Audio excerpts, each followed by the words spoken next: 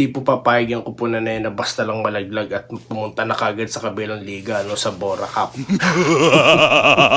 Hindi, no? So talagang pupuwersa yung mga yan ng Game 7. So napaka-crucial po ng laban na ito, no?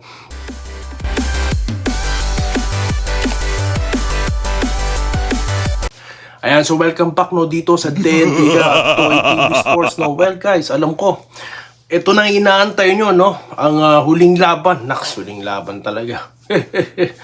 Ang bakbakang Barangay Ginebra at San Miguel Beermen. Ang tanong, tatapusin na ba ng Gin Kings ang SMB? Well, pag-usapan natin. And of course, mga pa-shoutout, no, mga bilisan lang guys, no. Okay, so una po sa lahat, maraming salamat po, no, sa inyong pag-like and subscribe, no. Sa mga bagong subscribers, welcome po. At sa mga hindi pa nahuhuli ka na, subscribe na. Okay, so mabilisan lang. Sobrang bilis lang na ito guys. So ano po ba yung mga diskarte na yan ni Coach Team ko, no? Yan, nasa thumbnail natin. Ano ba mga diskarte na yan? Well, sabi ko nga sa inyo sa mga nakaraang content, no, push button na lang po lahat, no. Kumbaga nandyan na, no. Exposed na po lahat, 'di ba? Yung mga plays natin. Pero syempre, sa mga ganitong pagkakataon, guys, dapat ready tayo sa gagawin ng San Miguel dahil alam naman natin, no, this could be their last game, no. So talagang hihirit po yung mga yan ng isa pa, no, para maging winner take all po ang matchup. Pero ano nga pang mga diskarte yan? Well, yun na nga. Ang triangulo, ano bang pinagkaiba nun sa lahat ng mga play ng Ginebra, di ba? Before triangle, defense po muna. So, dyan po magsisimula talaga yung ating opensiba, no? Dahil nga defense is the best offense, di ba? So, dyan po magsisimula kung paano po ginagawa, no, ng Ginebra, at nakita naman natin ang reaction ng San Miguel doon kung saan binibilisan po nila. Kung mapapansin nyo po si Junmar, no, talagang siya, nakaready na siya sa ilalim. Kaya yung mga outside options sa San Miguel nandyan, no, nakaready rin po lahat yung mga magsitira, no. Pero yan po ang magiging diskarte dyan. Of course, zone defense, yan naman ang ating ginagamit, no. Pero panigurado dyan, guys, babantayan na yung mga posibleng pumutok. Mamarkahan na po yan ni Coach Team ko. Sino yung mga yan? Yung mga veterano, guys, sila Lassiter, tsaka ito pong si Romeo. Kaya di po dapat minamalit ng San Miguel dahil solido po ang lineup na yan, no. At hindi yan po ang kupunan, no, na hindi magpapatalo ng ganun-ganun na lang, no. So ano yung mga posibleng gawin sa atin na San Miguel, guys? Sigurado po, yan, titindi ang depensa niyan, no. Nabanggit ko po sa nakaraan, no, na medyo malamya po yung depensa nila. Ewan ko lang, basta ako, napapanood ko. Kasi, alam nyo, kapag playoffs, nakikita nyo naman medyo may mga pisikalan, di ba? So, sa part po ng San Miguel, parang hindi po ganun. So, abangan po natin ngayong Game 6, malamang po, no, dahil hindi po papayag yung kupunan na yun na basta lang malaglag at pumunta na kagad sa kabilang liga, no, sa Bora Cup. Hindi, no? So talagang pupuwersa yung mga yan ng Game 7. So napaka-crucial po ng laban na ito, no? Kaya ayoko pong i-look forward kagad yung finals, eh. Ito po yung mahalaga, no? So depensa po. Again, kapag po pumutok na ng pumutok ang mga guards nila, kailangan po natin ng talagang katulad ni Thompson, no? So yan ang mga abangan natin. Kasi nga, kung di dahil kay Thompson, guys, naiwan na tayo sa first quarter, mahirap na pong humabol niyan pag natamba ka na. Lalo na po puro shooter sa San Miguel. So yan po, matindihang depensa, guys, no? Parehas po, of course, ng ginawa natin, no, nung last game lang, yung Game 5. At yun na nga, dahil expected na yan. Talagang magtitirahan po sa labas yan. So sa atin, alam naman natin na kumpiyansa lang ang kailangan, no? Sila Stephen Holt, no? Sila Barrientos, no? Tinatawag na pong rookie MVP. Ano ba sabi ko sa inyo, di ba? Mababanggit at mababanggit yan. At nakita na po yan ni Coach Tim Cone. Kaya sigurado pong gagamitin. I-exploit po yan, no? Yung tawag dito, yung ability po ni Barrientos, no, no miss call. So nung game 5 talaga pong ano na yan, expose na. Sabi ko nga sa inyo from the very beginning, expose na po yung laro ni play ni Coach Tim Con. Yun na nga lang po, kung ganyan ng ganyan ka-consistent, mahirap na po talaga pigilan yan. So ano pong prediction ko, no? Ngayon, tapos na po ang serye, no? Tatapusin na po ng Barangay Ginebra, no?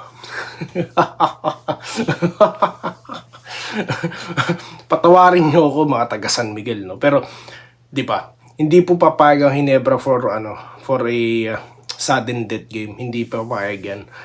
Although tayo Barangay Ginebra, never say die, no?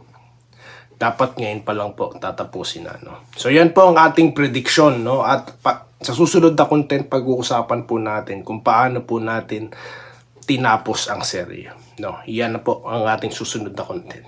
So yun lamang po, no? Well, pa-shoutout na. Alam ko, inaabangan nyo po ito. Dami po nag-comment, no? Dito sa ating huling content, guys. Troy Rosario, this is a popular demand. Sinabi ko nga, di ba? Nakasulat na dito. May 3 itlog na nag-comment dyan, no? Sila lang po yung kakaiba na nag-comment, no? Ewan kong mga to kung nanood or nanood sila, hindi nakaintindi, no? Yung isa mainipin, puro daw ako satsat, no? Nakasulat na nga, oh. Huwag kang manood. Kung mainipin ka, doon ka sa sa kwentong Barbero Club, no, sa mga fake news peddlers. Tapos yung isa naman, fake news daw. So sinagot ko siya sa comment, hanapin nyo dyan, nasaan ang fake news, kahit isa, tignan nyo kung sasagot yan, no? Fake news, tayo ngayon galit sa fake news, tapos tayo magpe-fake news. O sino pa yung isa? Ano ba yung isa? Nakalimutan ko tuloy. But anyway, di na importante. Ito po, si Scout Ranger. Ayan. Game 6 to Jeans na. Inaantay pa ni Troy si Boss Al at gusto niya talaga sa Jeans. Talaga po ba? Like natin yan. Marnelli Aricaya. Ito ang best na vlogger. Wow! Salamat po, no? Flattered naman po ako niyan. No fake news and face reveal. Yan talagang face reveal talaga. Walang mga tago-tago sa mga kinuha na nga yung content kung saan-saan na nga, no? Kinuha na nga yung mga video, no? Tapos gagawa pa ng kwento. Hindi tayo papayag niyan, no? Face reveal tayo dito. Di ba? Tuloy lang. Yes, tuloy-tuloy lang tayo. Inalam ni Troy ang kanyang market value. Yun na nga po eh. Sabi ko nga sa inyo, kung ako si Troy, hindi pa ako peperma. Kakausapin ko pa lahat ng gustong magkagusto sa akin dahil this could be his last contract. Katulad po ni Marlo Aquino, naalala nyo, kinonsider niya po yung kanyang pagperma, no? Na posible na ring last na, di ba naalala nyo? Gusto po ata dati siya kunin na ibang team, no? So yan din po yung nangyari, no? Dito kay Troy Rosario. Okay. Maging totoo lang yung kwento mo, sa'yo na ako makikinig, sabi ni Joy Ray Javier. Totoo, no? Hindi tayo pwede dito mag-fake news. Kaya nga po, eto po kasing mga sinabi ko dyan, nasabi ko na po sa nakaraan. Yun na nga lang po, napakadami po kasi nagko-comment at nagtatanong. Kaya inulit ko po, kaya special po yung comment, yung content na yan, no? Pa-shoutout po kay Ronald Verbosidad. Yan, shoutout po sa inyo. Marlon Magno. Idol ang nila, pumerman. Yung mga pumerman sa practice na daw. Ano po yun, no? Mga hapit yun sa views. Gusto po kasi talagang, gustong dumami ang follower, no? Yun na nga lang po, dami po talagang na-clickbait, no? Kaya sabi ko nga sa inyo, like and share niya lang po ng video para po, kumalat tayo na may, bumabakbak sa mga, mali po kasi yan. Dapat si Troy sa SMB. Bakit po, Sir Jimmy? Bakit po? Pustahan po tayo. Maglilinis na ng bangko si Tautua. Tignan nyo po si Vic Manuel. Di ba? Nilalamig na sa bench. Salamat din po, no? Jo Marie Lanceta, no? Salamat po. At kay Renny Basis. Salamat, tama daw tayo. Armando Hiponia. Tama lang po dapat ang news kaya hindi ko na wag yun na panonoorin. Kaya tignan nyo, tumigil sila. Pansin nyo, tumigil sila. May napansin ako kaninang hinahanap ko. No? Nag-usap na daw si Coach Al. Si Coach Al, di ba, napabalita, nasa abroad. So, kino-confirm ko po lahat, no? Kino-confirm ko, parang siya lang ata na naman, no? So, hahanapin ko po yan kung totoo, ha?